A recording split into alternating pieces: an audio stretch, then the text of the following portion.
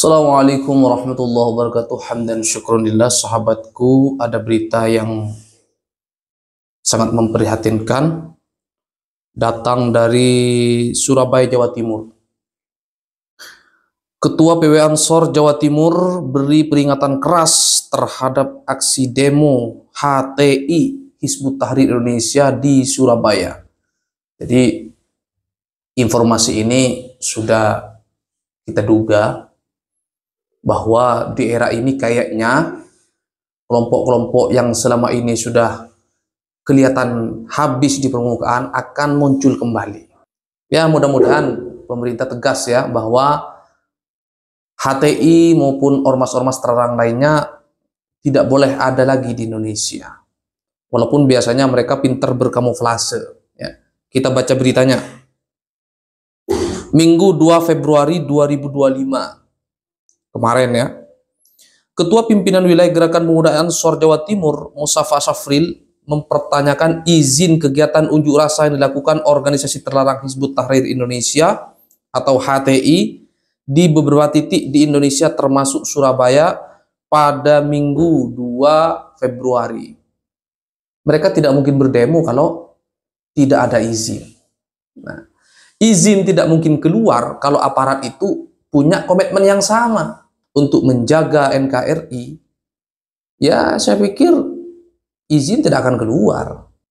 Sebagaimana diketahui, HTI telah dinyatakan sebagai organisasi terlarang berdasarkan Perpu nomor 2 tahun 2017 tentang organisasi kemasyarakatan yang kemudian disahkan menjadi Undang-Undang nomor 16 tahun 2017.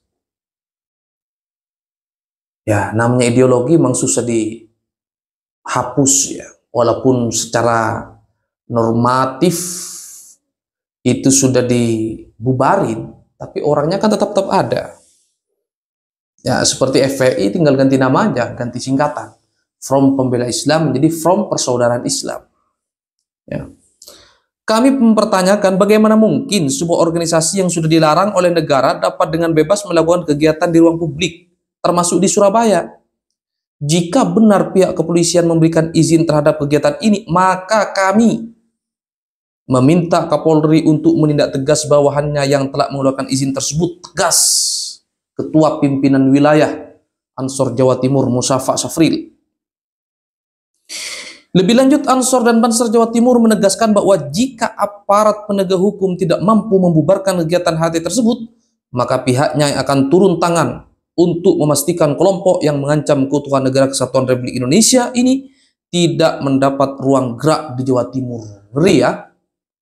Kalau aparatnya melempem, apalagi masuk angin, ya kalau tiba-tiba civil society bergerak kan bahaya ini. Bahaya buat NKRI. Maka saya berharap nih, kita harus terus berbaik sangka kepada aparat kita bahwa bukan karena masuk angin, tapi karena kecolongan, kira-kira begitu ya. Tapi saya yakin ya intelijen kita nggak bodoh-bodoh amat lah, tahu di mana titik epicentrumnya ada, tahu lah. Gampang itu mah. Dari pengamatan lapangan serta ciri-ciri massa yang hadir, dia menilai terdapat dugaan kuat bahwa gerakan ini merupakan bagian dari pendukung khilafah, meskipun mereka mengatasnamakan solidaritas untuk Palestina atau isu lainnya. Biasanya begitu ya. Kita semua cinta Palestina, kita sering mengadakan aksi-aksi Palestina. Biasanya kelompok-kelompok itu dompleng di sana, suka dompleng di sana ya. Gerakan Pemuda Ansor Jawa Timur juga mengingatkan seluruh elemen masyarakat agar tetap waspada terhadap kelompok-kelompok yang berusaha mengusung ideologi yang bertentangan dengan Pancasila. Banyak, ya, baik ideologi kanan maupun ideologi kiri. Mereka ini, ya, artinya bagi mereka ini Indonesia belum final, gitu.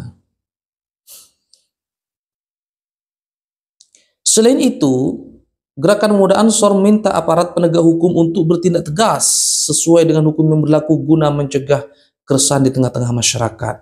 Terima kasih saya ucapkan buat sahabat-sahabat Ansor di Jawa Timur, khususnya Pak Ketua Pimpinan Wilayah, sahabat Muhammad Safril yang telah ya setidaknya mengedukasi masyarakat ya, memberi informasi kepada masyarakat bahwa kelompok-kelompok ini masih ada. Masih ada, benderanya masih disimpan di rumahnya itu. Gitu ya.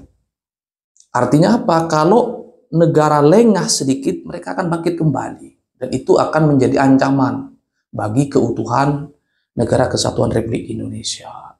Oke, buat saudara-saudaraku, bagaimanapun apa perjuangan yang mereka lakukan, ingin menegakkan Indonesia bersyariah, ingin menegakkan khilafah di muka bumi, silakan, ya, silakan.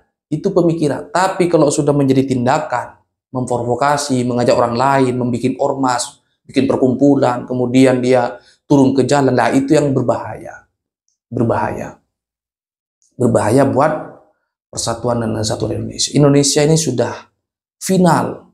Negara Kesatuan Republik Indonesia berdasarkan Pancasila, Undang-Undang Dasar sudah final. Gak usah berpikir aneh-aneh, ya. Gak usah berpikir aneh-aneh. Terutama ya ini buat bapak-bapak dan ibu-ibu yang ingin menyekolahkan anaknya. Dilihat dulu di sekolahnya. Profil sekolahnya seperti apa. Kalau ke pesantren, profil pengasuhnya seperti apa. Ya, kitab-kitab yang dikaji apa. Kalau bingung, nggak paham, tanya sama kiai-kiai kampung, ustadz-ustadz di musola sekitar rumah, tanya. Kira-kira enaknya kalau menyekolahkan atau memondokkan anaknya kemana, ya? Jangan sampai salah memondokkan. Ya, banyak kejadian, banyak kasus terjadi gara-gara salah memilih teman. Kemudian pulang ke rumahnya sudah mulai menganggap kotor orang tuanya. Banyak. Ada beberapa laporan ke saya juga, ada ketika anaknya ngaji di salah satu tempat, pulang ke rumah sudah menganggap orang tuanya najis. Jangan sampai begitu, ya. Sebagai orang tua, mari kita hati-hati, mari kita bersama-sama. Kita bantu aparat penegak hukum untuk menjaga negara kesatuan Republik Indonesia yang sama-sama kita cintai ini. Hadanallahu wa iyyakum ajmain. Assalamualaikum warahmatullahi wabarakatuh.